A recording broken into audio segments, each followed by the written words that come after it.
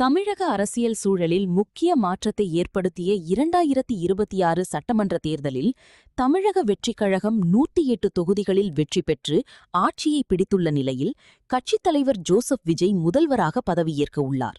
இதனை முன்னிட்டு நாகப்பட்டினம் மாவட்டம் திருக்குவளை அருகே அமைந்துள்ள முருகனின் ஆதிப்படை வீடாக போற்றப்படும் எட்டுக்குடி அருள்மிகு ஸ்ரீ சுப்பிரமணிய சுவாமி திருக்கோவிலில் கட்சி நிர்வாகி ஒருவர் தனது நேர்த்திக் கடனை நிறைவேற்றினார்.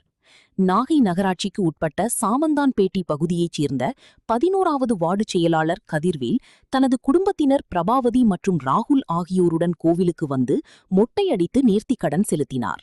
அதனைத் தொடர்ந்து குடும்பத்தினர் சிறப்பு அர்ச்சனை செய்து கோவிலை சுற்றி அடிப்பிரதட்சணம் செய்து பக்தியுடன் வழிபட்டனர்.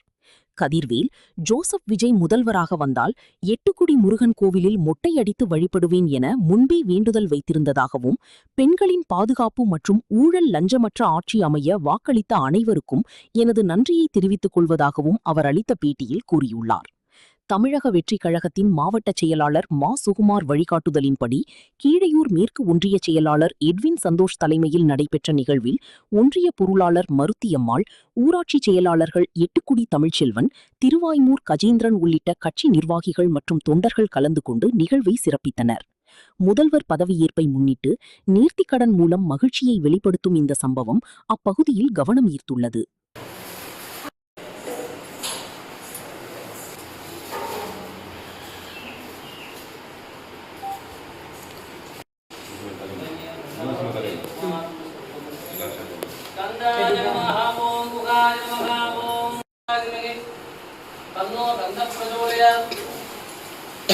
देवसेना वल्ली समेत शिवधर्म सुब्रह्मण्य परब्रह्मणे नमः.